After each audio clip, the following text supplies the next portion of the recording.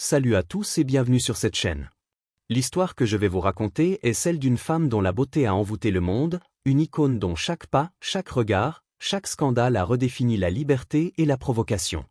Mais derrière les éclats de gloire se cache un mystère troublant, une vie marquée par des amours tumultueuses, des désespoirs profonds, et une quête incessante de passion qui l'a menée au bord du précipice. Qui était vraiment Brigitte Bardot, cette étoile flamboyante de la nouvelle vague, et quel secret a-t-elle porté jusqu'à ses 90 ans? Avant de plonger dans ce récit, prenez un instant pour vous abonner et activer la cloche de notification pour ne pas manquer nos prochaines histoires captivantes sur les célébrités qui ont marqué le monde. Votre soutien nous permettra de fouiller dans le passé de ces figures emblématiques, de raconter leur vie avec passion et de vous tenir en haleine à chaque instant. En rejoignant notre communauté, vous serez au cœur de récits exclusifs qui dévoilent l'humain derrière la légende, des histoires qui vibrent d'émotion et de vérité. Alors, abonnez-vous maintenant et embarquez avec nous pour découvrir ce qui se cache derrière l'éclat de Brigitte Bardot. Avec une grande beauté vient souvent une grande controverse, et Brigitte Bardot n'échappe pas à cette règle. Icône du cinéma de la nouvelle vague française, elle fut mannequin, actrice, chanteuse, et incarnation de la bombe européenne des années entre 50 et 60. Sa nature audacieuse et rebelle la maintenait au centre des scandales, des passions enflammées aux déceptions amères, notamment dans sa vie amoureuse. Au fil des ans, elle a aimé plus de 100 amants, hommes et femmes, s'est mariée 4 fois, mais a aussi affronté un désespoir si profond qu'elle tenta de mettre fin à ses jours à 4 reprises. Elle abandonna l'unique enfant qu'elle eut, un choix qui la hanta. Aujourd'hui, à 90 ans, sa vie amoureuse tumultueuse soulève une question lancinante. Qui était vraiment l'amour de sa vie? Pour répondre, il faut remonter aux origines, comprendre son parcours, les blessures qui l'ont façonné, et les choix qui ont forgé une vie aussi complexe qu'envoûtante. Née le 28 septembre 1934 à Paris, Brigitte Bardot grandit dans un cocon de privilèges matériels, mais d'austérité émotionnelle. Son père, Louis Bardot, était un ingénieur prospère, et sa mère, Anne-Marie, issue d'une famille riche, était la fille d'un directeur de compagnie d'assurance. Leur appartement cossu du 16e arrondissement de Paris débordait de confort, mais manquait cruellement de chaleur.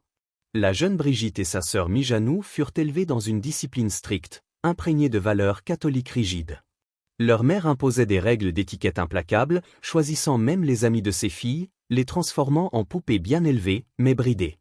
Brigitte se sentait prisonnière, isolée, rêvant d'un monde où elle pourrait respirer librement. Un incident d'enfance cristallisa ce malaise. À 7 ans, elle et sa sœur cassèrent accidentellement le vase préféré de leurs parents.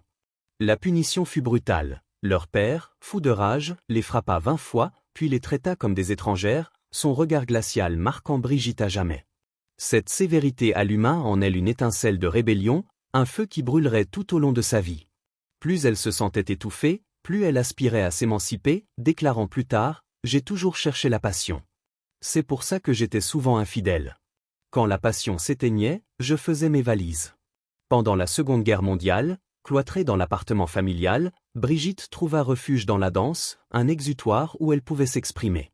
Sa mère, remarquant sa grâce naturelle, l'inscrivit à des cours de ballet, rêvant pour elle d'une carrière de ballerine. Mais le destin en décida autrement. En 1949, à 15 ans, Brigitte étudiait au Conservatoire de Paris sous la direction du chorégraphe russe Boris Kniazev. Sa beauté saisissante attira l'attention d'Hélène Gordon-Lazareff, directrice du magazine Elle, qui lui offrit une opportunité inattendue, posée comme mannequin junior.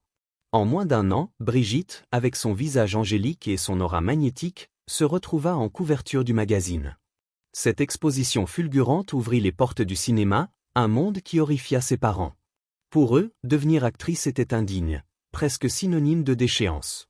Mais son grand-père, plus indulgent, la soutint, déclarant avec ironie « Si cette petite doit devenir une prostituée, le cinéma n'en sera pas la cause. » Sa première audition, pour Les lauriers sont coupés, fut un échec, mais elle y rencontra un jeune scénariste et réalisateur, Roger Vadim, dont le charme bohème bouleversa sa vie. À 15 ans, Brigitte tomba éperdument amoureuse de Vadim, un homme de 22 ans, libre, audacieux, tout ce que son père méprisait. Leur relation fut un acte de rébellion ouverte, un défi aux règles strictes de sa famille. Elle l'invitait à dîner, savourant la fureur de ses parents, tandis que sa mère, paranoïaque, comptait l'argenterie après son départ, convaincue qu'il en voulait à leur fortune. Derrière les portes closes, Brigitte et Vadim vivaient une passion dévorante, une évasion dans un monde de séduction et de liberté. Mais son père, déterminé à les séparer, conçut un plan, envoyer Brigitte en Angleterre pour poursuivre son éducation. Dévastée à l'idée de perdre Vadim, elle tenta de mettre fin à ses jours à 16 ans, un geste désespéré qui terrifia ses parents. Ils cédèrent à contre-cœur, acceptant la relation à condition qu'elle attende ses 18 ans pour l'épouser. Ce délai ne freina pas leur ardeur. Vadim, visionnaire, voyait en Brigitte une future star. Il l'introduisit auprès de réalisateurs influents, écrivit des rôles pour elle et orchestra sa présence aux événements mondains, où elle captivait photographes et spectateurs. Leur collaboration transforma l'adolescente rebelle en une étoile montante. En 1952, à 18 ans, Brigitte fit ses débuts au cinéma dans Le Trou Normand, un petit rôle dans une comédie légère. Mais c'est Manina, la fille sans voile l'année suivante, qui la révéla. Dans ce film, elle passa la majeure partie du temps en maillot de bain, avec une brève scène de nudité qui devint sa marque de fabrique. Sa sensualité naturelle, son aisance devant la caméra, et son charisme brut captivèrent le public. La même année, elle épousa Vadim, au grand désarroi de ses parents. Leur mariage, bien que passionné, donna à Vadim un contrôle presque total sur sa carrière, créant une dynamique où il façonnait Brigitte en une icône, un fantasme universel. Elle embrassa cette image, jouant des rôles espiègles dans Cette sacrée gamine et en effeuillant la Marguerite.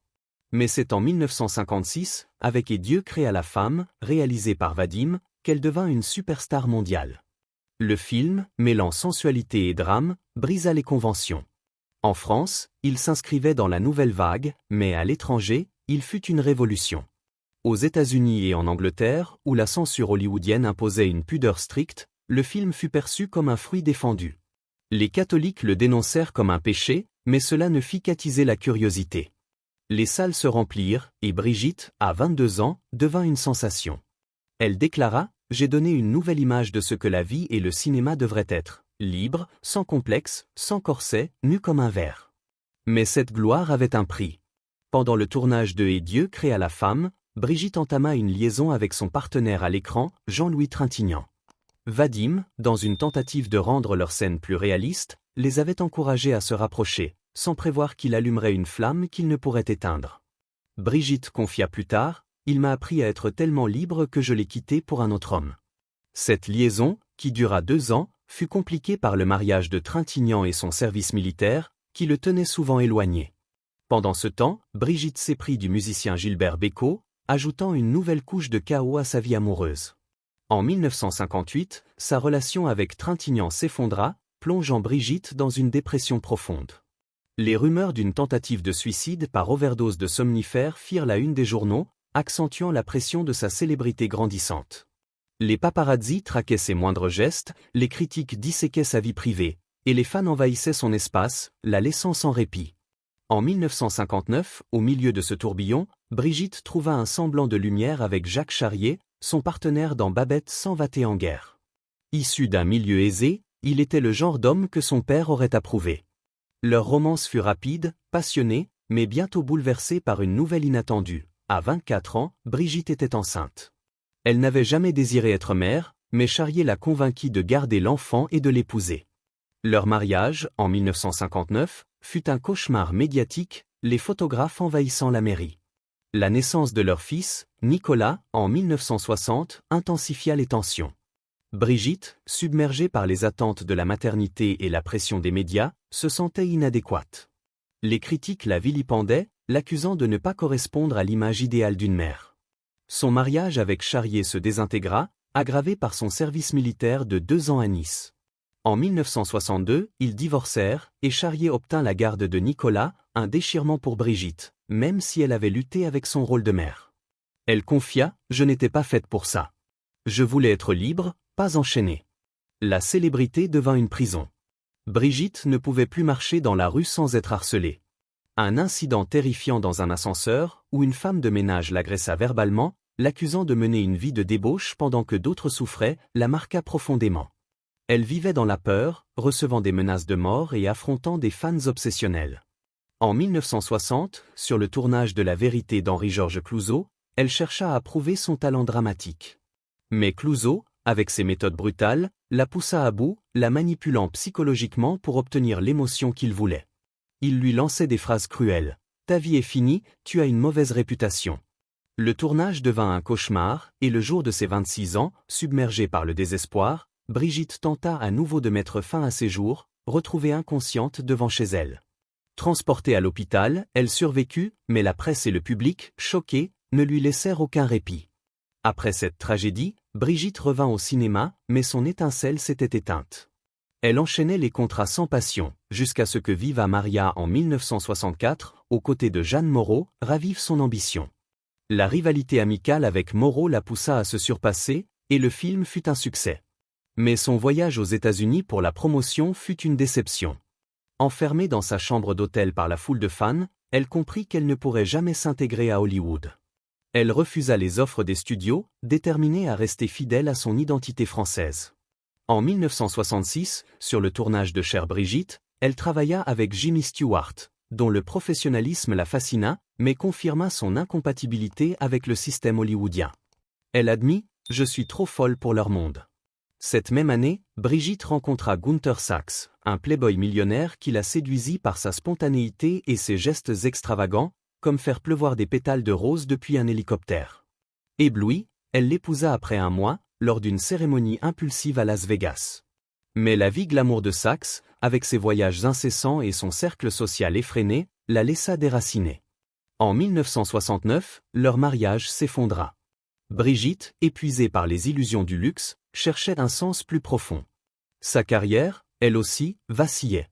De nouvelles actrices, plus jeunes, prenaient sa place, et ses tentatives de rester audacieuses ne rencontraient plus le même succès.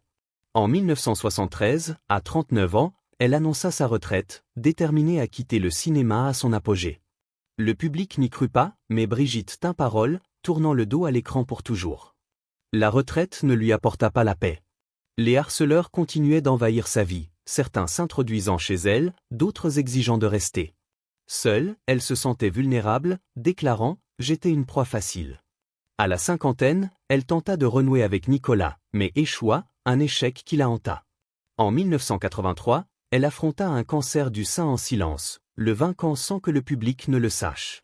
Mais à 49 ans, submergée par la solitude et le poids de son passé, elle tenta à nouveau de mettre fin à ses jours, mêlant somnifères, tranquillisants et vin rouge. Sauvée de justesse, elle survécut, mais la douleur persista. En 1996, son autobiographie, Initial bébé, fut un cri du cœur, mais aussi une bombe. Ses mots crus sur Jacques Charrier, qu'elle qualifia de vulgaire et d'alcoolique, et sur sa maternité, qu'elle décrivit comme une tumeur, choquèrent. Charrier intenta un procès, réclamant 1 million de livres sterling pour diffamation. Le tribunal ne lui accorda que 28 000 livres, mais le mal était fait.